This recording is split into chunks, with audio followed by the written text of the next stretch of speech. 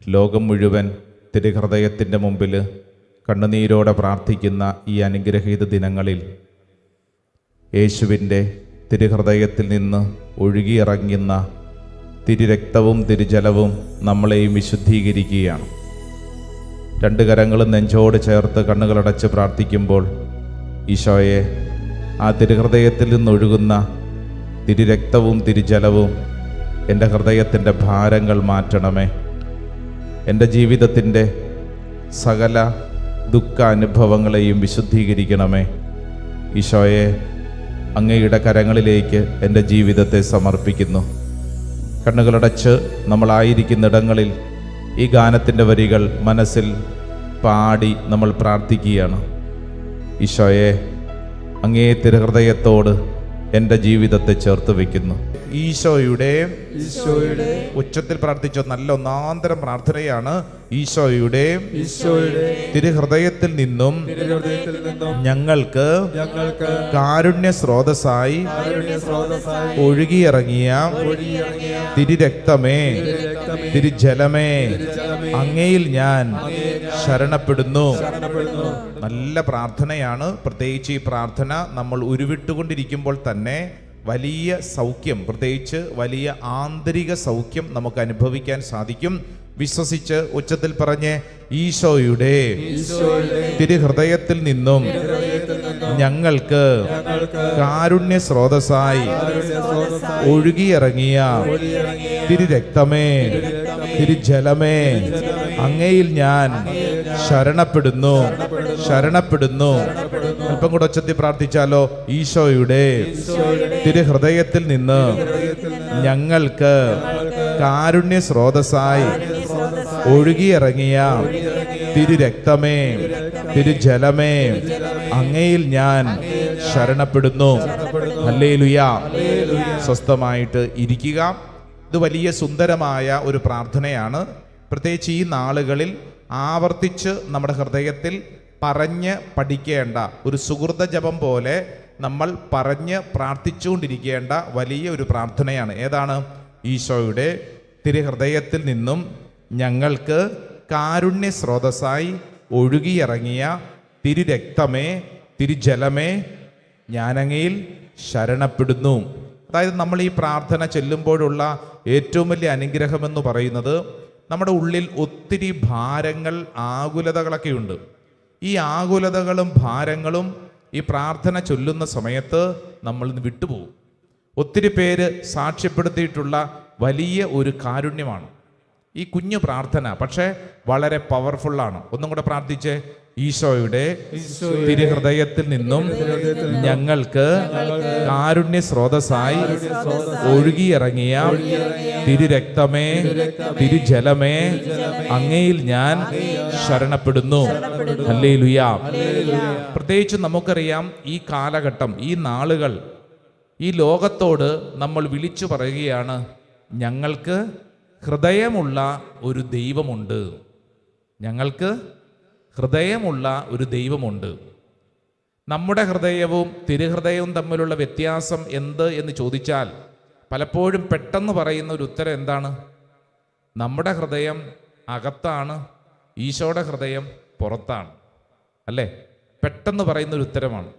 ഈശോ തൻ്റെ ഹൃദയത്തെ ഉയർത്തി ഈ ലോകത്തോട് വിളിച്ചു പറയുകയാണ്, എനിക്കൊരു ഹൃദയമുണ്ട്.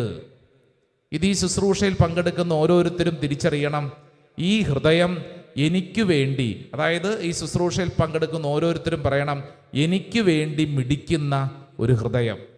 എൻ്റെ ദൈവത്തിന് ഹൃദയമുള്ള ദൈവമാണ്. Price the Lord.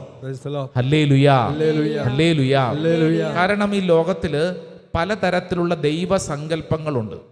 എന്നാൽ ക്രൈസ്തവ മതം ഈ ലോകത്തിന് വെച്ചു നീട്ടുന്ന ഏറ്റവും വലിയ കൃപ എന്ന് പറഞ്ഞു കഴിഞ്ഞാൽ ഹൃദയമുള്ള ഒരു ദൈവത്തെക്കുറിച്ചുള്ള വലിയ ഒരു ബോധ്യമാണ്. ഹൃദയമുള്ള ഒരു ദൈവം. പറഞ്ഞേ, ഹൃദയമുള്ള ദൈവം. ഹല്ലേലൂയ. പലരുടെയും തലയ്ക്കകത്ത് ദൈവത്തെക്കുറിച്ചുള്ള ചില ചിത്രീകരണങ്ങളോ കണ്ടിട്ടില്ലേ? ക്രൂരനായ ദൈവം, മനുഷ്യന്റെ കഷ്ടതകൾ കണ്ടിട്ട് മാറിയിരുന്ന് ചിരിക്കുന്ന ദൈവം.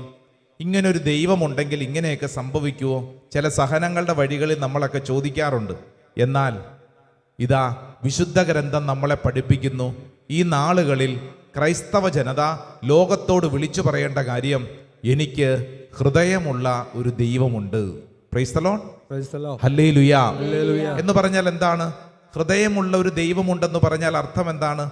നിന്നെ അറിയുന്ന, നിന്നെ സ്നേഹിക്കുന്ന ഒരു ദൈവം നിനക്ക് ഉണ്ട്.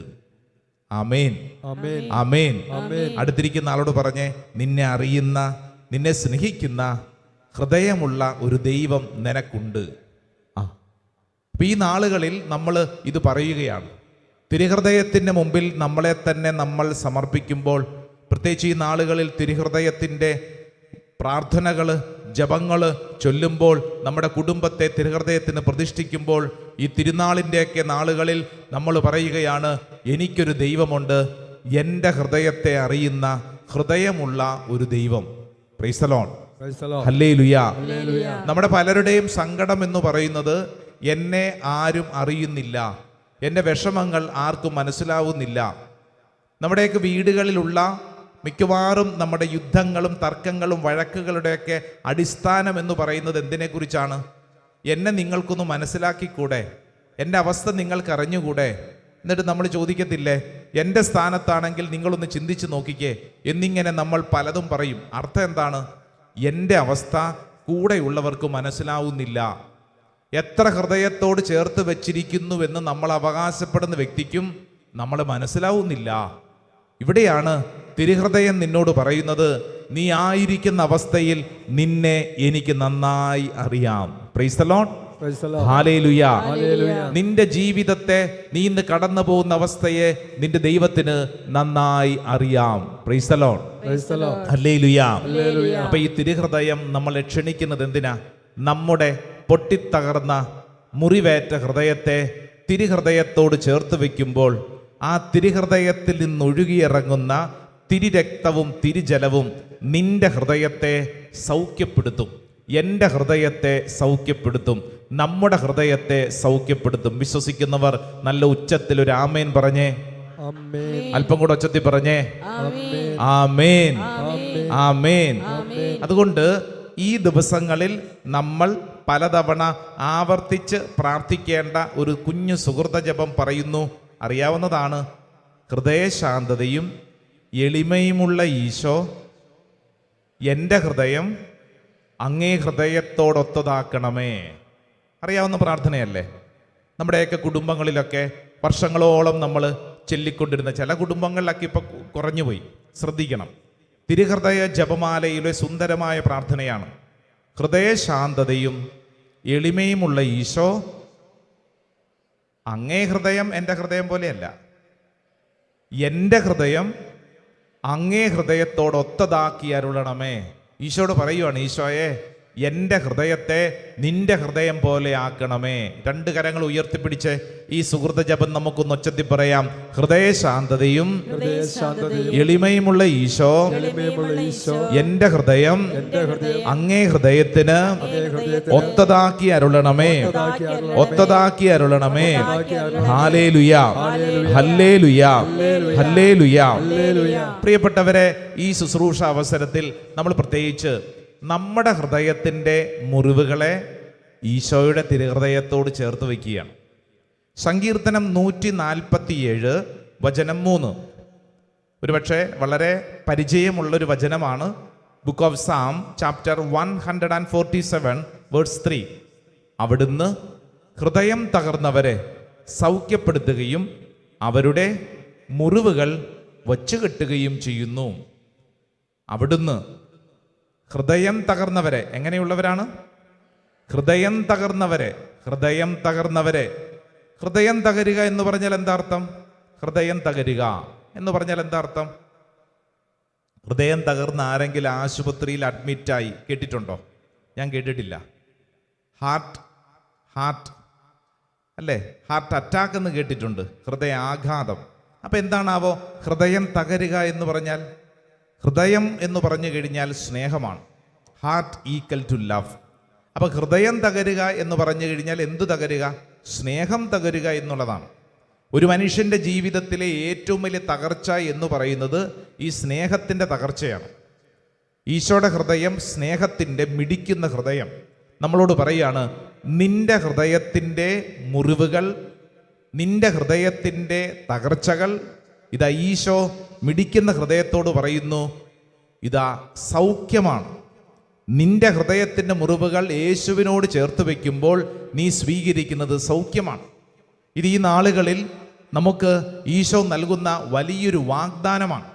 നിന്റെ ഉള്ളിൽ എത്ര വലിയ മുറിവുകളുണ്ടെങ്കിലും, എത്ര വലിയ സങ്കടങ്ങളുണ്ടെങ്കിലും, ആ മുറിവുകൾക്കും സങ്കടങ്ങൾക്കും ഉത്തരമുണ്ട്. പരിശുദ്ധ അൽത്താരയിൽ ഉത്തരമുണ്ട്. സ്വരമുയർത്തി പറ ഹല്ലേലൂയാ, ഹല്ലേലൂയാ, ഹല്ലേലൂയാ, ഹല്ലേലൂയാ. നമ്മൾ ചില ആളുകളെയൊക്കെ കാണുമ്പോൾ പറയത്തില്ലേ, ഓ ഇയാൾക്കൊരു ഹൃദയവും ഇല്ലല്ലോ, ഇയാളുടെ ഹൃദയത്തിൻ്റെ സ്ഥാനത്ത് കല്ലാണോ എന്നൊക്കെ ചോദിക്കും. എന്ന് പറഞ്ഞു കഴിഞ്ഞാൽ ഇയാൾക്ക് ഹൃദയമില്ലെന്നാണോ അതിൻ്റെ അർത്ഥം? അല്ല. എന്തില്ല? സ്നേഹമില്ല എന്നാണ്. ഹൃദയശൂന്യൻ. അപ്പം നമുക്കൊരാൾക്ക് കൊടുക്കാവുന്ന ഏറ്റവും നല്ല സർട്ടിഫിക്കറ്റ് എന്താ? ഇയാൾ നല്ല ഹൃദയമുള്ള ഒരാളാണ്, നല്ല ഹൃദയമുള്ള ഒരാളാണ് എന്ന് പറഞ്ഞാൽ സ്നേഹമുള്ള ഒരാളാണ്. അപ്പം തിരുഹൃദയം നമ്മളെ പഠിപ്പിക്കുന്നത്, നിന്റെ ഹൃദയത്തിലും ഇതേപോലെ ഈ സ്നേഹം അനുഭവിക്കുന്ന ഒരവസ്ഥ ഉണ്ടാവണം.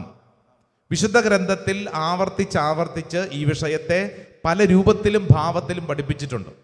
പ്രത്യേകിച്ച് പഴയ നിയമത്തിൽ പുറപ്പാട് പുസ്തകമൊക്കെ പരിശോധിച്ചു കഴിഞ്ഞാൽ, പുറപ്പാട് പുസ്തകം 7-ാം അധ്യായം തൊട്ട് 7 മുതൽ ഒരു 10-ാം അധ്യായം വരെ നമ്മൾ കാണുന്നത് ഫറവോയെ കുറിച്ച് കാണും.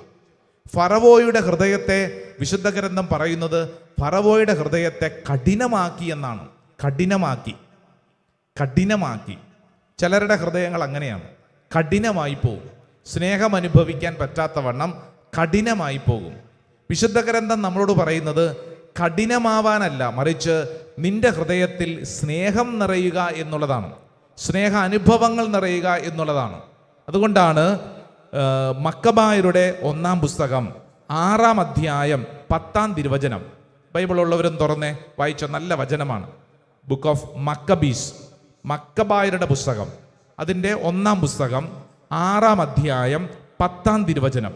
അവിടെ മക്കബായരുടെ പുസ്തകത്തിൽ നമ്മുടെ മുമ്പിൽ വലിയ ഒരു ഭാരത്തെ വചനം പഠിപ്പിക്കുകയാണ്.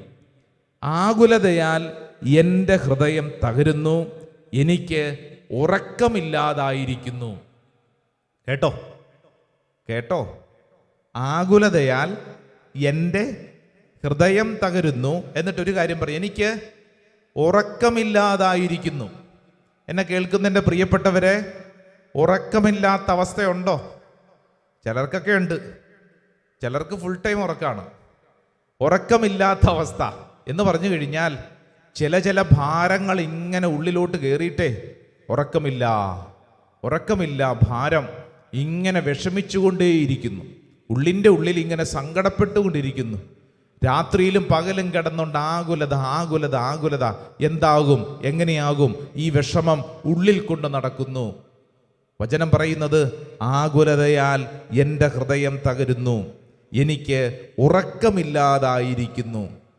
ഈ ശുശ്രൂഷയിൽ പങ്കെടുക്കുന്ന ആരെങ്കിലും അപ്രകാരം ഉറക്കമില്ലാതെ ആകുലപ്പെട്ട് ഹൃദയത്തിൽ ഭാരവുമായിട്ട് ജീവിക്കുന്നുണ്ടെങ്കിൽ നിനക്കുള്ള സന്ദേശമാണ് ഈ തിരുഹൃദയം വെച്ച് നീട്ടുന്നത്. നമുക്ക് പ്രാർത്ഥിക്കാൻ പറ്റിയ പ്രാർത്ഥനയാണ്, ഹൃദയശാന്തതയും എളിമയുമുള്ള ഈശോ, എൻ്റെ ഹൃദയം അങ്ങേ ഹൃദയത്തിന് ഒത്തതാക്കി അരുളണമേ. ചേർന്നെല്ലാവരും കൂടെ പ്രാർത്ഥിച്ചേ. ഹൃദയശാന്തതയും എളിമയുമുള്ള ഈശോ, എൻ്റെ ഹൃദയം അങ്ങേ ഹൃദയത്തിന് ഒത്തതാക്കി അരുളണമേ. ഹല്ലേലൂയാ, ഹല്ലേലൂയാ. സങ്കീർത്തനം 34 അതിൻ്റെ 18-ാം തിരുവചനം, ബുക്ക് ഓഫ് സാം ചാപ്റ്റർ 34, 34-ാം അധ്യായം അതിൻ്റെ 18-ാം തിരുവചനം നമ്മൾ പഠിച്ചിരിക്കേണ്ട ഒരു വചനമാണ്. വചനം ഇങ്ങനെയാണ്, ഹൃദയം നുറുങ്ങിയവർക്ക് കർത്താവ് സമീപസ്ഥനാണ്, മനമുരുകിയവരെ അവിടുന്ന് രക്ഷിക്കുന്നു. എല്ലാവർക്കുമല്ല കർത്താവ് സമീപസ്ഥൻ. ആർക്കാണ്? ഹൃദയം നുറുങ്ങിയവർക്ക്, മനമുരുകിയവർക്ക്. എന്ന് പറഞ്ഞു കഴിഞ്ഞാൽ ഈ ശുശ്രൂഷ അവസരത്തിൽ നിനക്കെന്തെങ്കിലും സങ്കടങ്ങളുണ്ടെങ്കിൽ, നിനക്കെന്തെങ്കിലും ഹൃദയം നുറുങ്ങിയ അവസ്ഥയുണ്ടെങ്കിൽ നിനക്ക് വേണ്ടിയാണ് തിരുഹൃദയം മിടിക്കുന്നത്. എല്ലാവർക്കുമല്ലെന്ന്, നിനക്ക് വേണ്ടിയാണ് ഈ തിരുഹൃദയം കാത്തിരിക്കുന്നത്. വചനം പറയുന്നത്, ഹൃദയം നുറുങ്ങിയവർക്ക് കർത്താവ് സമീപസ്ഥനാണ്, മനമുരുകിയവരെ അവിടുന്ന് രക്ഷിക്കുന്നു. വലതുകരം ഉയർത്തി പറഞ്ഞേ, ഹൃദയം നുറുങ്ങിയവർക്ക് കർത്താവ് സമീപസ്ഥനാണ്, മനമുരുകിയവരെ അവിടുന്ന് രക്ഷിക്കുന്നു. ഹല്ലേലൂയാ, ഹല്ലേലൂയാ.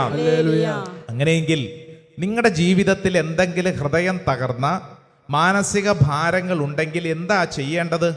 അതിങ്ങനെ ഓർത്തോർത്തോണ്ടിരുന്നു കഴിഞ്ഞാൽ ഉത്തരം കിട്ടുമോ? ഇല്ല. നീ തന്നെ നിന്റെ ബുദ്ധി കൊണ്ട് പരിഹരിക്കാൻ ശ്രമിച്ചാൽ അത് വിജയിക്കുമോ? ഇല്ല. നമ്മളെല്ലാവരും തന്നെ ഈ വിഷയത്തിൽ പരിമിതികളുള്ളവരാണ്. നമുക്കൊരു പരിധി വിട്ട് ഈ വിഷയത്തിൽ നമ്മളെ തന്നെ രക്ഷിക്കാൻ പറ്റില്ല. നമ്മൾ ചെയ്യേണ്ട കാര്യം എന്താ? നമ്മൾ നന്നായി പ്രാർത്ഥിക്കണം. സങ്കീർത്തകനായ ദാവീദ് ഇതിനെക്കുറിച്ചൊരു കുഞ്ഞു വചനം പറയുന്നുണ്ട്, എഴുതിയെടുത്ത് പ്രാർത്ഥിച്ചോളൂ. 61 അധ്യായം 2 തിരുവചനം. Book of psalm chapter 61 verse 2. 61 അധ്യായം 2 തിരുവചനം. ഹൃദയം തകർന്ന ഞാൻ ഭൂമിയുടെ അതിർത്തിയിൽ നിന്ന് അവിടുത്തോട് വിളിച്ചപേക്ഷിക്കുന്നു. കണ്ടോ? ഹൃദയം തകർന്ന ഞാൻ എന്താ ചെയ്യുന്നത്? ദാവീദ് പഠിപ്പിക്കുകയാണ്, ഹൃദയം തകർന്ന ഞാൻ ഭൂമിയുടെ അതിർത്തിയിൽ നിന്ന് അവിടുത്തോട് വിളിച്ചപേക്ഷിക്കുന്നു. ഹല്ലേലൂയാ. 2 കരങ്ങൾ ഉയർത്തിപ്പിടിച്ചേ, നന്നായിട്ട് ഉയർത്തിപ്പിടിച്ചേ, ഉച്ചത്തിൽ ദാവീദിനോട് ചേർന്നൊന്ന് പ്രാർത്ഥിച്ചേ. ഹൃദയം തകർന്ന ഞാൻ ഭൂമിയുടെ അതിർത്തിയിൽ നിന്ന് അവിടുത്തോട് വിളിച്ചപേക്ഷിക്കുന്നു. ഹല്ലേലൂയാ, ഹല്ലേലൂയാ, ഹല്ലേലൂയാ. Praise the Lord. ഹല്ലേലൂയാ. ഈ ശുശ്രൂഷയിൽ പങ്കെടുക്കുന്ന ഓരോരുത്തരും ഈ നാളുകളിൽ നിന്റെ ഹൃദയം തകർന്ന അവസ്ഥ തമ്പുരാന്റെ മുമ്പിൽ സമർപ്പിക്കണം. എന്നിട്ട് നമ്മൾ നന്നായിട്ട് പ്രാർത്ഥിക്കണം. ആലോചിച്ചുകൊണ്ടിരിക്കരുത്. കുറെ പേരുടെ പരിപാടി അതാണ്. അവർ ആലോചിച്ചുകൊണ്ടിരിക്കും, അവർ ചിന്തിച്ചുകൊണ്ടിരിക്കും. ഇതിങ്ങനെ തലയ്ക്കകത്ത് ചിന്തിച്ചുകൊണ്ടിരിക്കുന്നതനുസരിച്ച് നിന്റെ ആരോഗ്യം മോശമാവും. Praise the Lord. ഹല്ലേലൂയാ. മനസ്സിന്റെ ഭാരം കൊണ്ടു നടന്നാൽ നിന്റെ ആരോഗ്യം മോശമാവും. അടുത്തിരിക്കുന്ന ആളോട് പറഞ്ഞു കൊടുത്തേ, മനസ്സിന്റെ ഭാരം കൊണ്ട് നടന്നാൽ നിന്റെ ആരോഗ്യം മോശമാവും. ഉള്ള കാര്യം പറഞ്ഞു കൊടുക്കണം. ആരോഗ്യം മോശമാവും കേട്ടോ. ഉറക്കം നഷ്ടപ്പെട്ടാൽ കുഴപ്പമുണ്ടോ? ഉറക്കം നഷ്ടപ്പെട്ടാൽ പകൽ സമയത്ത് ആ വ്യക്തിയുടെ അവസ്ഥ എന്തായിരിക്കും? അല്ലേ? എന്ന് മാത്രമല്ല, മനസ്സിൽ ഭാരങ്ങൾ കൂടുന്നതനുസരിച്ച് നിന്റെ സാധാരണപ്പെട്ട ജീവിതത്തിന്റെ താളം തെറ്റും. മലയാളത്തിൽ പറയും മുഖം മനസ്സിന്റെ കണ്ണാടി എന്ന് പറഞ്ഞാൽ എന്താ അർത്ഥം? നിന്റെ ഉള്ളിൽ എന്തുണ്ടോ അത് നിന്റെ മുഖത്ത് തെളിയും. വലതും ഇടതും ഇരിക്കുന്ന ആളുടെ മുഖത്തോട്ടും നോക്കിയേ. അമ്പട, കൊള്ളാം, നന്നായിരിക്കുന്നു. വല്ലതും മനസ്സിലായോ? അതിൻ്റെ മുഖം എന്താ അങ്ങനെ ഇരിക്കുന്നേ? എന്തൊരു ഭാരമാണ് ചിലരുടെ മുഖത്ത്, അല്ലേ? എന്തൊരു ഭാരം. അവരാണ് ഈ ഭൂമി മുഴുവൻ നയിച്ചുകൊണ്ടിരിക്കുന്നത്. എൻ്റെ അച്ഛന് വല്ലതും മനസ്സിലാവും. എന്തൊരു ഭാരം, തലയ്ക്കകത്ത് മുഴുവൻ ഭാരം. ഇതും കൊണ്ട് നടന്നു കഴിഞ്ഞാൽ വചനം എന്താ പഠിപ്പിക്കണത്? നിന്റെ ജീവിതത്തിൽ നിനക്കൊരു സ്വസ്ഥത കിട്ടത്തില്ലെന്ന്. സങ്കീർത്തകനായ ദാവീദ് സുഭാഷിതങ്ങളുടെ പുസ്തകം 15 അധ്യായം 13 വചനം. സുഭാഷിതം 15:13. സന്തുഷ്ടമായ ഹൃദയം മുഖത്തെ പ്രസന്നമാക്കുന്നു, ഹൃദയവ്യഥ ഉന്മേഷം കെടുത്തിക്കളയും. കണ്ടോ? വചനത്തെ പറഞ്ഞത്, ഞാൻ പറഞ്ഞതല്ല. വചനം പറയുവാണ്, സന്തുഷ്ടമായ ഹൃദയം മുഖത്തെ പ്രസന്നമാക്കുന്നു, ഹൃദയവ്യഥ, ഹൃദയത്തിലെ ദുഃഖം, ഉന്മേഷം കെടുത്തിക്കളയും. ഇവിടെ ഇരിക്കുന്ന ഓൺലൈനിൽ പങ്കെടുക്കുന്നവരെ ഓരോരുത്തരും ശ്രദ്ധിക്കണം. നിന്റെ ഹൃദയത്തിൽ ദുഃഖം വന്നാൽ നിന്റെ ഉന്മേഷം മുഴുവൻ പോകും. പിന്നെ സങ്കടപ്പെട്ട്, ഭാരപ്പെട്ട്, പരാതി പറഞ്ഞ്, പെറുവെറുത്ത് അതങ്ങനെ ജീവിതം തള്ളി നീക്കും. അങ്ങനെ ഒത്തിരി പേരുണ്ട്. ഈ ശുശ്രൂഷയിൽ പങ്കെടുക്കുന്ന അങ്ങനെ ആരെങ്കിലും ഹൃദയത്തിലെ ഭാരം നിമിത്തം മാറി എവിടെയെങ്കിലും ഒതുങ്ങിയിരുന്ന് ജീവിതം തീർന്നുവെന്ന് ചിന്തിക്കുന്നെങ്കിൽ ഈ ശുശ്രൂഷ നിനക്ക് വേണ്ടിയാണ്. നിന്റെ മുഖത്തെ പ്രസന്നത വീണ്ടെടുക്കാൻ ഇതാ തിരുഹൃദയം നിന്നെ ക്ഷണിക്കുകയാണ്. Praise the Lord. ഹല്ലേലൂയാ, ഹല്ലേലൂയാ, ഹല്ലേലൂയാ. അതുകൊണ്ടാണ് യോഹന്നാന്റെ സുവിശേഷം 14 അധ്യായം 1 തിരുവചനം നമ്മളെ പഠിപ്പിച്ചിട്ടുണ്ട്. എന്താണ്? ജോൺ 14:1. കാണാതെ പറയണം. എന്താണ്? നിങ്ങളുടെ ഹൃദയം അസ്വസ്ഥമാകേണ്ട. ദൈവത്തിൽ വിശ്വസിക്കുവിൻ, എന്നിലും വിശ്വസിക്കുവിൻ, എന്നിലും വിശ്വസിക്കുവിൻ. സ്വർത്തി പറ ഹല്ലേലൂയാ, ഹല്ലേലൂയാ. ഇത് വളരെ പ്രധാനപ്പെട്ട കാര്യമാണ്. ഈ ശുശ്രൂഷയിൽ പങ്കെടുക്കുന്ന ഓരോരുത്തരും, ദൈവമേ, യഥാ അങ്ങയുടെ തിരുഹൃദയത്തിങ്കിലേക്ക് എൻ്റെ മനസ്സിലെ ഭാരങ്ങളെല്ലാം, എൻ്റെ ഹൃദയവിധകളെല്ലാം, എൻ്റെ ആലോചനകൾ, ബുദ്ധികൾ, എൻ്റെ ജീവിതത്തിൽ സംഭവിച്ച പരാജയങ്ങളെല്ലാം സമർപ്പിക്കുന്നു. ഒന്ന് എഴുന്നേറ്റ് നിന്നേ, 2 കരങ്ങൾ സ്വർഗത്തിലേക്ക് ഉയർത്തിപ്പിടിച്ചോ. കർത്താവേ, അങ്ങേ തിരുഹൃദയത്തിങ്കിലേക്ക് എൻ്റെ ജീവിതത്തെ ഞാൻ സമർപ്പിക്കുകയാണ്. 2 കരങ്ങൾ നന്നായിട്ട് ഉയർത്തിപ്പിടിച്ചേ. കണ്ണുകൾ അടച്ച് അങ്ങോട്ടും ഇങ്ങോട്ടും ഒന്നും നോക്കേണ്ട. നിന്റെ ഹൃദയത്തിൻ്റെ ഭാരം അതെന്താണോ, ഇപ്പോൾ ഇതാ കരങ്ങളിൽ ഉയർത്തിപ്പിടിച്ച് തിരുഹൃദയത്തെ മനസ്സിൽ കണ്ട് പ്രാർത്ഥിക്കണം.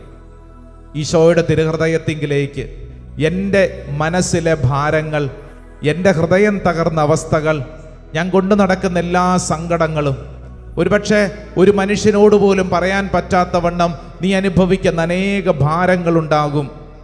ദൈവമേ, ഈ ശുശ്രൂഷ സമയത്ത് ഞാനിത് ഉയർത്തിപ്പിടിക്കുന്നു. എൻ്റെ ഹൃദയം അറിയുന്ന നല്ല ദൈവമേ, അങ്ങയുടെ ഹൃദയത്തിൽ നിന്നൊഴുകുന്ന തിരുരക്തം എൻ്റെ മുറിവുകളെ കഴുകണമേ. 2 കരങ്ങൾ സ്വർഗത്തിലേക്ക് ഉയർത്തിപ്പിടിക്കണം. കണ്ണുകളടച്ച് ദൈവത്തിന് മുമ്പിൽ നമ്മുടെ കണ്ണുനീര് നിറഞ്ഞ പ്രാർത്ഥനയാണ്. ഈശോയെ, ഈശോയെ, അങ്ങേ തിരുഹൃദയത്തിൽ കർത്താവേ എന്നെ ചേർക്കണം. അങ്ങേ തിരുഹൃദയത്തോട് എൻ്റെ ജീവിതത്തെ ഞാൻ ചേർത്ത് വെച്ച് പ്രാർത്ഥിക്കുന്നു. അങ്ങേ തിരുഹൃദയത്തിൽ എന്നെ കർത്താവേ അങ്ങ് ചേർക്കണമേ. 2 കരങ്ങളും ഉയർത്തിപ്പിടിച്ച് എല്ലാവരും ഒന്ന് പ്രാർത്ഥിച്ചേ.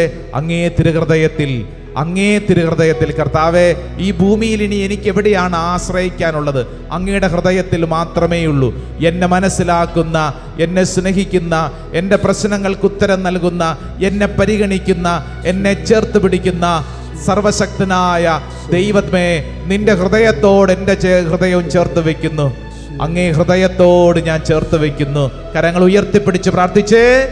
അങ്ങേ തിരുമുറിവുകളിൽ എന്നെ മറക്കണമേ.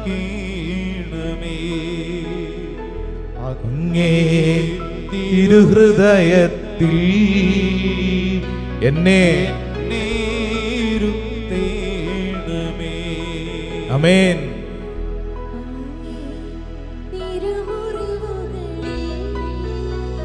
എന്നെ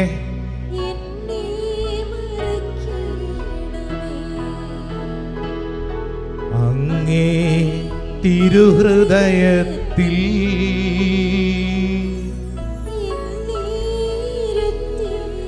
എല്ലാം എനിക്കെന്റെ ഈശോ. പഠിക്കേ. എല്ലാം എനിക്കെന്റെ ഈശോ, എന്റെ ജീവന്റെ ജീവന ഈശോ. എല്ലാം എനിക്കെന്റെ ഈശോ, എന്റെ ജീവന്റെ ജീവനാ. 2 കരങ്ങൾ സ്വർഗത്തിലേക്ക് ഉയർത്തിപ്പിടിച്ചുകൊണ്ട്, ദൈവമേ, അങ്ങയുടെ തിരുഹൃദയത്തിങ്കിലേക്ക് എൻ്റെ ജീവിതത്തെ സമർപ്പിക്കുന്നു. എൻ്റെ എല്ലാ മുറിപ്പാടുകൾ സമർപ്പിക്കുന്നു. ഒന്ന് സ്തുതിച്ചൊന്ന് പ്രാർത്ഥിച്ചേ. നമ്മുടെ വിഷമങ്ങളും ഭാരങ്ങളും, നമ്മുടെ ജീവിതത്തിൽ നമ്മൾ കടന്നു പോകുന്ന സങ്കടങ്ങളെല്ലാം കർത്താവേ അങ്ങയുടെ തിരുഹൃദയത്തോട് ചേർത്ത് വെക്കുന്നു. ആരാധന, ആരാധന, ആരാധന, ആരാധന, ആരാധന, ആരാധന. ഓ ദൈവമേ, അങ്ങയുടെ തിരുഹൃദയത്തിങ്കിലേക്ക് എൻ്റെ ജീവിതത്തിൽ ഞാൻ ചേർത്ത് വെക്കുന്നു. ഹല്ലേലൂയ, ഹല്ലേലൂയ, ഹല്ലേലൂയ, ഹല്ലേലൂയ, ഹല്ലേലൂയ, ഹല്ലേലൂയ, ഹല്ലേലൂയ, ഹല്ലേലൂയ, ഹല്ലേലൂയ, ഹല്ലേലൂയ, ഹല്ലേലൂയ. യേശുവേ ആരാധന. ഹൃദയശാന്തതയും എളിമയുമുള്ള ഈശോ, എൻ്റെ ഹൃദയം അങ്ങേ ദിവ്യഹൃദയത്തിന് ഒത്തതാക്കി അരുളണമേ. ഇരിക്കാം, സ്വസ്ഥമായിട്ടിരുന്നേ. പ്രിയപ്പെട്ടവരെ, വിശുദ്ധ ഗ്രന്ഥത്തിൽ ഇപ്പോൾ നമ്മൾ പഠിച്ചുകൊണ്ടിരിക്കുന്ന ഈ വിഷയം വളരെ വ്യക്തമായി ഉൽപ്പത്തി പുസ്തകം മുതൽ ആവർത്തിച്ച് നമ്മളെ ഓർമ്മപ്പെടുത്തുന്ന വലിയ ഒരു ആത്മീയ രഹസ്യമാണ്. പ്രത്യേകിച്ച് ഇസ്രായേൽ ജനം ഈജിപ്തിൻ്റെ അടിമത്തത്തിൽ കഴിയുമ്പോൾ ആ ജനത്തെ മോചിപ്പിക്കുവാൻ മോശയെ ദൈവം തിരഞ്ഞെടുക്കും നേതാവായി. അപ്പോൾ മോശ ദൈവത്തോട് നടത്തുന്ന ഒരു സംഭാഷണമുണ്ട്. ബൈബിളും തുറന്നേ. പുറപ്പാട് പുസ്തകം 3-ാം അധ്യായം, അതിൻ്റെ 13-14 തിരുവചനം. ചില കാര്യങ്ങൾ മനസ്സിലാക്കാൻ ഇത് നമുക്ക് ഗുണം ചെയ്യും. പുറപ്പാട് പുസ്തകം അതിൻ്റെ 3-ാം അധ്യായം 13ഉം 14ഉം തിരുവചനം. മോശ ദൈവത്തോടൊരു കാര്യം ചോദിക്കുന്നുണ്ട്. 13-ാം വചനം ഒന്ന് വായിച്ചാലോ? മോശ ദൈവത്തോട് പറഞ്ഞു, മോശ ദൈവത്തോട് പറഞ്ഞു, ഇതാ ഞാൻ ഇസ്രായേൽ മക്കളുടെ അടുക്കൽ പോയി നിങ്ങളുടെ പിതാക്കന്മാരുടെ ദൈവം എന്നെ നിങ്ങളുടെ അടുക്കലേക്ക് അയച്ചിരിക്കുന്നു എന്ന് പറയാം. എന്നാൽ അവിടുത്തെ പേരെന്താണ് എന്നവർ ചോദിച്ചാൽ ഞാൻ എന്തു പറയണം? കണ്ടോ, ദൈവമേ അങ്ങയുടെ പേരെന്താണ്? ദൈവമേ അങ്ങയുടെ പേരെന്താണ്? Price the Lord. മോശ ദൈവത്തോട് ചോദിക്കുകയാണ്, കാര്യമൊക്കെ ശരിയാണ്, ഞാൻ ഇസ്രായേൽക്കാരുടെ അടുക്കലേക്ക് പോകാം. പക്ഷെ അവർ ചോദിക്കുവാണ്, എന്താണ് പേരെന്ന് ചോദിച്ചാൽ ഞാൻ എന്തു പറയും? എന്താണ് പേര്? ഉടനെ ഒരു മറുപടിയുണ്ട്. ആ വചനം ഒന്ന് വായിച്ചേ, ഒരു കുഞ്ഞു വചനം വായിച്ചേ. ദൈവം മോശയോട് അരുളി ചെയ്തു, ഞാൻ തന്നെ I am who I am. ഞാൻ തന്നെ പറഞ്ഞേ, ഞാൻ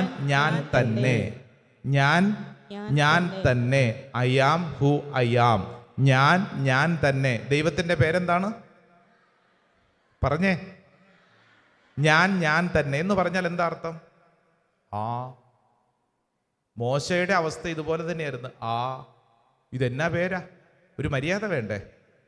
ദൈവത്തോട് പേര് ചോദിച്ചപ്പോൾ ദൈവം പറഞ്ഞു I am who I am എന്ന് പറഞ്ഞു കഴിഞ്ഞാൽ ഞാൻ തന്നെ. മോശയ്ക്കൊന്നും മനസ്സിലായില്ല. എന്നാൽ ഇസ്രായേൽ ജനതയെയും കൊണ്ട് ഈജിപ്തിൻ്റെ അടിമത്തത്തിൽ നിന്ന് മുന്നോട്ട് പോകുമ്പോൾ ഓരോ ജീവിത സാഹചര്യങ്ങളിലും ഞാൻ തന്നെ എന്ന് പറഞ്ഞ ദൈവം തൻ്റെ സ്വഭാവം വെളിപ്പെടുത്തി. പുറപ്പാട് പുസ്തകം 14 ഏതധ്യായം? 14-ന്റെ 14. 14-ാം അധ്യായം എന്ന് പറയുമ്പോൾ തന്നെ നമുക്കറിയാം ഏതധ്യായം? പറഞ്ഞേ. ചെങ്കടൽ കടക്കുന്നു. ആ വചനം ഒന്ന് വായിച്ച. 14-ാം അധ്യായം 14-ാം വചനം പഠിക്കാൻ പറ്റിയ വചനമാണ്. പ്രത്യേകിച്ച് ഏതെങ്കിലും പ്രതിസന്ധികളിൽ ഭാരപ്പെടുന്നവരുണ്ടെങ്കിൽ ഈ വചനം നിനക്കുള്ള സന്ദേശമാണ്. വായിച്ചോ. 14-ാം അധ്യായം 14-ാം വചനം വായിക്കാം. കർത്താവ് നിങ്ങൾക്ക് വേണ്ടി യുദ്ധം ചെയ്തുകൊള്ളും, നിങ്ങൾ ശാന്തരായിരുന്നാൽ മതി. പേരെന്തായിരുന്നു? ഞാൻ തന്നെ.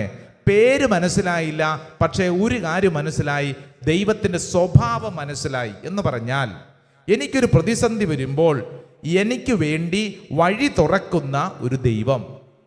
എൻ്റെ ജീവിതത്തിൽ എനിക്കൊരു പ്രതിസന്ധി ഉണ്ടായാൽ ചെങ്കടൽ പോലെ മുമ്പോട്ട് പോകാൻ പറ്റാത്ത വണ്ണം, പുറകോട്ട് പോകാൻ പറ്റാത്ത വണ്ണം ഫറവോയുടെ പടയാളികൾ എന്തു ചെയ്യണമെന്നറിയാതെ വിഷമിക്കുന്നു. പക്ഷേ വിശുദ്ധ ഗ്രന്ഥം പറയുകയാണ്, നിനക്ക് വേണ്ടി വഴി തുറക്കുന്നൊരു ദൈവമുണ്ട്. പുറപ്പാട് പുസ്തകം 14:14 ഉച്ചത്തിൽ പറഞ്ഞ വചനം, കർത്താവ് നിങ്ങൾക്ക് വേണ്ടി യുദ്ധം ചെയ്തുകൊള്ളും, നിങ്ങൾ ശാന്തരായിരുന്നാൽ മതി. അടുത്തിരിക്കുന്ന ആളെ ഒന്ന് തൊട്ടുകൊണ്ട് പറഞ്ഞ്, കർത്താവ് നിനക്ക് വേണ്ടി യുദ്ധം ചെയ്തുകൊള്ളും, നീ ശാന്തരായിരുന്നാൽ മതി. പറഞ്ഞു കൊടുത്തേ. ഇത് വളരെ പ്രധാനപ്പെട്ടതാണ്. പ്രത്യേകിച്ച് നമ്മൾ അടുത്തിരിക്കുന്ന ആളോടൊക്കെ പറയുമ്പോൾ ഓർത്തോണം, ആ വ്യക്തി വലിയ ഒരു യുദ്ധത്തിലാണ്. നിനക്കറിയത്തില്ല, ആ വ്യക്തിയുടെ ഇരിപ്പ് കണ്ടാൽ തോന്നത്തില്ല, പക്ഷേ ആ വ്യക്തിയുടെ ഉള്ളിൽ വലിയ യുദ്ധം നടക്കുന്നുണ്ട്. എന്ത് ചെയ്യണമെന്നറിയാതെ വിഷമിച്ചിരിക്കുമ്പോഴാണ് നീ ആ വ്യക്തിയുടെ കൈക്ക് പിടിച്ച് പറയുന്നത്. എന്തു പറഞ്ഞത്? കർത്താവ് നിനക്ക് വേണ്ടി യുദ്ധം ചെയ്തുകൊള്ളും, നീ എന്ത് ചെയ്യണം? ശാന്തരായിരുന്നാൽ മതി. ഇസ്രായേൽ ജനത്തിന് ഒരു കാര്യം ബോധ്യപ്പെട്ടു, മോശയ്ക്കൊരു കാര്യം ബോധ്യപ്പെട്ടു. എന്ത്? എൻ്റെ ദൈവം എൻ്റെ പ്രതിസന്ധികളിൽ വഴി തുറക്കുന്ന ഒരു ദൈവമാണ്. ഹല്ലേലൂയ. പുറപ്പാട് പുസ്തകം 15-ാം അധ്യായം തൊട്ടടുത്ത അധ്യായം 15:26 നമുക്ക് വളരെ പരിചിതമായ ഒരു കുഞ്ഞു വചനം ഉണ്ടല്ലോ. പുറപ്പാട് ബുക്ക് ഓഫ് എക്സോഡസ് ചാപ്റ്റർ 15:26. ഏതാ വചനം? ഞാൻ നിന്നെ സുഖപ്പെടുത്തുന്ന കർത്താവാണ്. കണ്ടോ, ഞാൻ നിന്നെ സുഖപ്പെടുത്തുന്ന കർത്താവാണ്. ഇവിടെ ഇരിക്കുന്ന ആരെങ്കിലും ഏതെങ്കിലും രോഗപീഠകളിൽ വളരെ വിഷമിച്ചിരിക്കുന്നുണ്ടെങ്കിൽ നീ ഉറപ്പിക്കേണ്ട ആദ്യത്തെ കാര്യം, നിന്നെ സുഖപ്പെടുത്തുന്ന കർത്താവ് ഇന്നും ജീവിക്കുന്നു. വിശ്വസിക്കുന്നവർ പറഞ്ഞേ ആമേൻ, ആമേൻ. എന്റെ പ്രിയപ്പെട്ട സഹോദരങ്ങൾ, ഇത് വിശ്വസിച്ചോണം. പുറപ്പാട് 15:26, ഞാൻ നിന്നെ സുഖപ്പെടുത്തുന്ന കർത്താവാണ്. അടുത്തിരിക്കുന്ന ആളോട് പറഞ്ഞു കൊടുത്തേ, ഞാൻ നിന്നെ സുഖപ്പെടുത്തുന്ന കർത്താവാണ്. ഇതൊരു വചനമാണ് കേട്ടോ. ഞാൻ നിന്നെ സുഖപ്പെടുത്തുന്ന കർത്താവാണ്. സ്വർഗ്ഗത്തിൽ പറഞ്ഞ ഹല്ലേലൂയാ, ഹല്ലേലൂയാ, ഹല്ലേലൂയാ. തൊട്ടടുത്ത അധ്യായം 16-ാം അധ്യായം അതിന്റെ 12-ാം തിരുവചനം ഒന്ന് വായിച്ചേ. 16-ാം അധ്യായം 12-ാം തിരുവചനം. 12-ാം തിരുവചനം എന്താണ് വചനം? ഇസ്രായേൽക്കാരുടെ പരാതികൾ ഞാൻ കേട്ടു. ആ, അവരോട് പറയുക, സായംകാലത്ത് നിങ്ങൾ മാംസം ഭക്ഷിക്കും, പ്രഭാതത്തിൽ തൃപ്തിയാവോളം തൃപ്തിയാവോളം അപ്പവും കർത്താവായ ഞാനാണ് നിങ്ങളുടെ ദൈവമെന്ന് അപ്പോൾ നിങ്ങൾ മനസ്സിലാക്കും. കണ്ടോ, കർത്താവായ ദൈവമെന്ന് നിങ്ങൾ അപ്പോൾ മനസ്സിലാക്കും. എപ്പോഴാണ്? നിങ്ങളുടെ ദാരിദ്ര്യം, നിങ്ങൾക്ക് ഭക്ഷിക്കാൻ ഒന്നുമില്ലാതെ വിഷമിച്ചിരിക്കുന്നു, ആകാശത്തോട്ട് നോക്കിയിരിക്കുമ്പോൾ വിശുദ്ധ ഗ്രന്ഥം നൽകുന്ന ഉത്തരം എന്തെന്നറിയോ? നിനക്ക് വേണ്ടി മന്നായും കാടപ്പക്ഷിയും പ്രൊവൈഡ് ചെയ്യുന്ന, പ്രദാനം ചെയ്യുന്ന ഒരു ദൈവമുണ്ട്. I am the one who provides. നിനക്ക് വേണ്ടി കാര്യങ്ങൾ ക്രമീകരിക്കുന്നൊരു ദൈവമുണ്ടെന്ന് നിനക്ക് വേണ്ടി കാര്യങ്ങൾ ക്രമീകരിക്കുന്നൊരു ദൈവമുണ്ടെന്ന്. ഇപ്പോൾ ഒരുപക്ഷെ ഇവിടെ ഇരിക്കുന്ന ചില മാതാപിതാക്കൾ വലിയ ടെൻഷനിലാണ്. ആരെ ഓർത്തിട്ടാണ്? മക്കളെ ഓർത്തിട്ട്. അഡ്മിഷൻ എന്താവും? അലോട്ട്മെന്റ് വന്നിട്ടില്ല, എന്ത് ചെയ്യും? നിനക്ക് വേണ്ടി കാര്യങ്ങൾ ക്രമീകരിക്കുന്ന ഒരു ദൈവം ഉണ്ട്. പറഞ്ഞേ ആമേൻ, ആമേൻ. ഏത് വിഷയമായിക്കൊള്ളട്ടെ, നീ വിശ്വസിച്ചോണം. അപ്പോൾ വിശുദ്ധ ഗ്രന്ഥം ആവർത്തിച്ച് നമ്മുടെ മുമ്പിൽ പഠിപ്പിക്കുന്ന പ്രധാനപ്പെട്ട ഒരു കാര്യം, പഴയ നിയമത്തിൽ ഇസ്രായേൽ ജനതയെ പഠിപ്പിച്ചു, ഞാൻ തന്നെ എന്ന് പറഞ്ഞു കഴിഞ്ഞാൽ അത് വെറും പേരല്ല, മറിച്ച് ഒരു സ്വഭാവത്തെ ഓർമ്മപ്പെടുത്തുന്നു. ആ സ്വഭാവത്തിൻ്റെ പ്രത്യേകത എന്താണ്? നിന്റെ ജീവിതത്തിലെ ഓരോ കാര്യങ്ങളിലും കൃത്യമായി വ്യക്തമായി ഇടപെടുന്ന ഒരു ദൈവം. Price the Lord, hallelujah. മോശയ്ക്ക് മനസ്സിലായില്ല ഞാൻ തന്നെ എന്ന് പറഞ്ഞാൽ എന്താണ് ഈ പേരിന്റെ അർത്ഥം. പക്ഷേ പിന്നീടുള്ള ജീവിതയാത്രയിൽ സ്വഭാവത്തിലൂടെ ഈ പേരിന്റെ അർത്ഥം ബോധ്യപ്പെട്ടു. ഇത് ഇന്ന് ഇവിടെ ഇരിക്കുന്ന ഓരോരുത്തർക്കും ബോധ്യപ്പെടുന്നത് പുതിയ നിയമത്തിലാണ്. പുതിയ നിയമത്തിൽ ഈശോ നമ്മുടെ മുമ്പിൽ കൃത്യം വ്യക്തമായിട്ട് ഓരോ സംഭവങ്ങളിലൂടെ കടന്നു പോകുമ്പോൾ നമ്മളെ പഠിപ്പിച്ചത് എന്താ? നിന്റെ ജീവിതത്തിൻ്റെ ഓരോ അനുഭവത്തിലും നിനക്ക് വേണ്ടി മിടിക്കുന്നൊരു ഹൃദയമുണ്ട്. ഞാൻ തന്നെ എന്ന് പറഞ്ഞ ദൈവം എന്ന് പറഞ്ഞാൽ ആര് എന്നുള്ള ഉത്തരമാണ് യോഹന്നാന്റെ സുവിശേഷം 3-ാം അധ്യായം 16-ാം തിരുവചനം വായിച്ചേ. ജോൺ 3:16. യോഹന്നാന്റെ സുവിശേഷം 3-ാം അധ്യായം 16-ാം വചനം. അറിയാവുന്ന വചനാണല്ലോ, ഒച്ചത്തി വായിച്ചേ. എന്തെന്നാൽ തന്നിൽ വിശ്വസിക്കുന്ന ഏവരും നശിച്ചു പോകാതെ നിത്യജീവൻ പ്രാപിക്കുന്നതിന് വേണ്ടി തന്റെ ഏകജാതനെ നൽകാൻ തക്കവിധം ദൈവം ലോകത്തെ അത്രമാത്രം സ്നേഹിച്ചു. ഹല്ലേലൂയ. അത്രമേൽ എന്ത് ചെയ്തു? സ്നേഹിച്ചു. ആ വാക്ക് പറഞ്ഞേ, സ്നേഹിച്ചു എന്ന് പറഞ്ഞാൽ പുതിയ നിയമത്തിൽ പുത്രനായ ഈശോയെ നൽകിക്കൊണ്ട് ദൈവം വെളിപ്പെടുത്തിയത് ദൈവത്തിൻ്റെ സ്നേഹമാണ്. പഴയ നിയമത്തിൽ ഞാൻ തന്നെ എന്ന് പറഞ്ഞ് നിർത്തിയ ആ ദൈവത്തിൻ്റെ സ്വഭാവം സ്നേഹമാണെന്ന് പുതിയ നിയമത്തിൽ നമ്മളെ പഠിപ്പിക്കുകയാണ്. പ്രത്യേകിച്ച് പുതിയ നിയമത്തിൽ നമ്മൾ വായിച്ചു പോകുമ്പോൾ നമ്മൾ കാണുന്നത് എവിടെയെല്ലാം കുറവുകളുണ്ടോ, എവിടെയെല്ലാം കണ്ണുനീരുണ്ടോ, എവിടെയെല്ലാം വിഷമങ്ങളും ഭാരങ്ങളും ദുഃഖങ്ങളും ഉണ്ടോ, അവിടെയെല്ലാം ആരെത്തിയിട്ടുണ്ട്? ഈശോ എത്തിയിട്ടുണ്ട്. കാനായിലെ കല്യാണ വിരുന്നിൽ കുറവ്, അവിടെ ആരെത്തി? ഈശോ എത്തി. ലൂക്കാസ് സുവിശേഷം 7-ാം അധ്യായം നമ്മൾ വായിക്കുന്ന നായിമിലെ വിധവ, തൻ്റെ ഏക മകൻ മരിച്ചു. ശവസംസ്കാര യാത്ര മുന്നോട്ട് പോകുമ്പോൾ എതിരെ ആര് വരുന്നു? ഈശോ വരുന്നു. ഈശോ വന്നിട്ട് ആ വിലാപയാത്രയെ നിർത്തിക്കൊണ്ട് അവിടെ നിർത്തി. ആ വിലാപയാത്രയിൽ കരയുന്ന മനുഷ്യരോടും പ്രത്യേകിച്ച് ആ അമ്മയുടെ അടുക്കെ ചെന്ന് തോളത്ത് പിടിച്ചുകൊണ്ട് ഈശോ പറഞ്ഞു, കരയണ്ട, കരയണ്ട, കരയേണ്ട എന്ന ഒരു വാക്ക് പറഞ്ഞ് ആശ്വസിപ്പിച്ചിട്ട് ഈശോ പോയോ? ഇല്ല. കരയേണ്ട എന്ന് പറയുക മാത്രമല്ല, മറിച്ച് ആ കരച്ചിൽ അവസാനിപ്പിക്കുന്നതിനുള്ള ഉത്തരം നൽകി ആ മകനെ ഉയർപ്പിച്ചുകൊണ്ടാണ് ഈശോ കടന്നുപോയത്. എന്ന് പറഞ്ഞാൽ വിശുദ്ധ ഗ്രന്ഥത്തിൽ ആവർത്തിച്ച് പറയുന്ന കാര്യം, പ്രത്യേകിച്ച് ഈശോ നിനക്ക് നൽകുന്ന വാഗ്ദാനം, നിന്റെ ജീവിതത്തിൽ നീ ഏത് പ്രതിസന്ധിയിലൂടെ കടന്നു പോകുന്നുണ്ടോ, നിനക്ക് വേണ്ടി മിടിക്കുന്ന സ്നേഹമുള്ള ഹൃദയമുള്ള ദൈവമുണ്ട്. ശ്രദ്ധ പറ, ഹല്ലേലൂയാ, ഹല്ലേലൂയാ. ഇത് മനസ്സിലാക്കിയിട്ടാണ് യോഹന്നാൻ തൻ്റെ ലേഖനത്തിൽ കുറിച്ചു വെച്ചത്. ഒന്ന് ബൈബിളും തുറന്ന് വായിച്ചൊരു കുഞ്ഞു വചനം വായിച്ച് യോഹന്നാന്റെ ലേഖന ഭാഗം 1 John chapter 4 verse 8 1 യോഹന്നാൻ 4-ാം അധ്യായം അതിൻ്റെ 8-ാം തിരുവചനത്തിൽ യോഹന്നാൻ ശ്ലീഹ ഈ ദൈവത്തെ വ്യക്തമായി വ്യക്തിപരമായി തിരിച്ചറിഞ്ഞിട്ട് എഴുതി വച്ചിരിക്കുന്ന ഒരു കുഞ്ഞു വചനം വായിച്ചാലോ? സ്നേഹിക്കാത്തവൻ ദൈവത്തെ അറിഞ്ഞിട്ടില്ല, കാരണം ദൈവം സ്നേഹമാണ്. ദൈവം സ്നേഹമാകുന്നു. പറഞ്ഞേ, ഒച്ചത്തി പറഞ്ഞേ, ദൈവം സ്നേഹമാകുന്നു. ഹല്ലേലൂയാ, ഹല്ലേലൂയാ.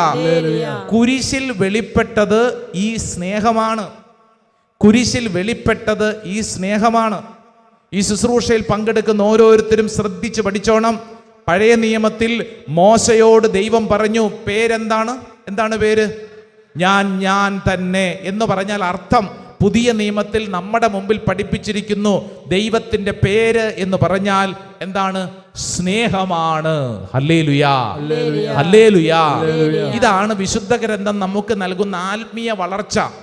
ദൈവത്തിന്റെ പേര്, ദൈവത്തിന്റെ സ്വഭാവം സ്നേഹമാണ്. കുരിശിൽ കടന്നുകൊണ്ട് നിനക്ക് വേണ്ടി മിടിക്കുന്ന ഹൃദയം, ആ ഹൃദയത്തിൽ നിന്നൊഴുകുന്ന തിരുരക്തവും തിരുജലവും നിന്നെ വിശുദ്ധീകരിക്കുന്നു. ഇന്ന് നീ കടന്നു പോകുന്ന ഏതെല്ലാം സങ്കടങ്ങളും ഭാരങ്ങളും സമ്മർദ്ദങ്ങളുടെ നടുവിൽ നിനക്ക് വേണ്ടി മിടിക്കുന്ന, സൗഖ്യപ്പെടുത്താൻ കാത്തിരിക്കുന്ന ഒരു ദൈവമുണ്ട്, തിരുഹൃദയം. ഹല്ലേലൂയാ, ഹല്ലേലൂയാ. 2 കരങ്ങൾ ഉയർത്തിപ്പിടിച്ചേ. ഹൃദയശാന്തതയും എളിമയുമുള്ള ഈശോ എന്റെ ഹൃദയം അങ്ങേ ഹൃദയത്തിന് ഒത്തതാക്കി അരുളണമേ. ഒച്ചത്തി പ്രാർത്ഥിച്ചേ. ഹൃദയശാന്തതയും എളിമയുമുള്ള ഈശോ എന്റെ ഹൃദയം അങ്ങേ ഹൃദയത്തിന് ഒത്തതാക്കി അരുളണമേ. എഴുന്നേറ്റ് നിന്ന് പ്രാർത്ഥിച്ചാലോ? എഴുന്നേറ്റ് നിന്ന് പ്രാർത്ഥിച്ചേ. ഓൺലൈനൊക്കെ പങ്കെടുക്കുന്നവർ നിങ്ങളായിരിക്കുന്ന ഇടങ്ങളിൽ പ്രാർത്ഥിച്ചോ കേട്ടോ. കരങ്ങൾ ഉയർത്തിപ്പിടിച്ച് പ്രാർത്ഥിച്ച്. ഹൃദയശാന്തതയും എളിമയുമുള്ള ഈശോ എന്റെ ഹൃദയം അങ്ങേ ഹൃദയത്തിന് ഒത്തതാക്കി അരുളണമേ, ഒത്തതാക്കി അരുളണമേ. ഹാലേലുയാ, ഹാലേലുയാ, ഹാലേലുയാ, ഹാലേലുയാ. 2 കരങ്ങളും നെഞ്ചോട് ചേർത്ത് വയ്ക്കുക, കണ്ണുകൾ അടയ്ക്കുക. എൻ്റെ പ്രിയപ്പെട്ട സഹോദരങ്ങളെ, കണ്ണുകളടച്ച് പ്രാർത്ഥിക്കുമ്പോൾ നമ്മൾ മനസ്സിൽ കാണേണ്ടത് കുരിശിൽ കിടക്കുന്ന ഈശോ നിന്നെയാണ് നോക്കുന്നത്. നീ ഇന്ന് കടന്നു പോകുന്ന നിന്റെ സങ്കടത്തെ, നിന്റെ ഭാരത്തെ ഈശോയ്ക്ക് മനസ്സിലാകും. ഈശോയ്ക്ക് മാത്രമേ മനസ്സിലാവൂ. നീ ഒരു പക്ഷെ ചിന്തിക്കുന്നു, എന്നെ ആർക്കും മനസ്സിലാവുന്നില്ലല്ലോ, ഞാൻ ഒറ്റപ്പെട്ട് ഇങ്ങനെ കഴിയുന്നല്ലോ, ഞാൻ ഇത്രയും കഷ്ടപ്പെട്ടിട്ട് ആർക്കായി എന്നെ മനസ്സിലാവുന്നത്? എന്നാൽ നിന്നെ മനസ്സിലാവുന്നൊരു ദൈവമുണ്ട്. ആ ദൈവം നിന്നോട് പറയുന്നു, മകനെ, മകളെ, നീ വിഷമിക്കേണ്ട, നീ വിഷമിക്കേണ്ട. എൻ്റെ പ്രിയരെ, നമ്മുടെ വിഷമങ്ങളെല്ലാം ആ തിരുഹൃദയത്തിങ്കിലേക്ക് സമർപ്പിക്കാം. ഈശോയെ, അങ്ങേ ഹൃദയത്തിങ്കിലേക്ക് ഞങ്ങൾ സമർപ്പിക്കുന്നു. കർത്താവേ, അങ്ങയുടെ ഹൃദയത്തിൽ നിന്നൊഴുകുന്ന തിരുരക്തവും തിരുജലവും എന്നെ വിശുദ്ധീകരിക്കട്ടെ. തിരുഹൃദയത്തിൻ്റെ മുമ്പിൽ ഒരു മെഴുതിരിനാളം പോലെ കർത്താവേ ഞാനും സമർപ്പിക്കുന്നു. 2 കരങ്ങൾ നെഞ്ചോട് ചേർത്ത് വെച്ച് കണ്ണുകളടച്ച് പ്രാർത്ഥിച്ചോ. ഓരോരുത്തരുടെ ഹൃദയത്തിലെ വിഷമങ്ങളെല്ലാം സമർപ്പിച്ചോ. ഈ ഗാനത്തിന്റെ വരികൾ കേൾക്കുമ്പോൾ നീ ഈശോട് പറയണം, ഈശോയെ, എൻ്റെ ജീവിതമാണ് ഞാൻ സമർപ്പിക്കുന്നത്. ഇതൊരു സൗഖ്യ ശുശ്രൂഷയാണ്. നിന്റെ മേൽ കർത്താവ് ഇടപെടുന്ന സമയമാണ്. ഇതാ ഈശോയുടെ ഹൃദയത്തിൽ നിന്നൊഴുകുന്ന തിരുരക്തവും തിരുജലവും നിന്നെ വിശുദ്ധീകരിക്കുന്നു. പ്രാർത്ഥനയോടെ ഈ ഗാനത്തിന്റെ വരികൾ ചേർന്ന് ഉള്ളുരുകി പ്രാർത്ഥിക്കട്ടെ. തിരുഹൃദയത്തിൻ മുൻപിൽ മെഴുതിരിനാളം പോലെ ഉരുകിടും ആത്മാവിൽ നീ നിരുപമ സ്നേഹം നൽകൂ.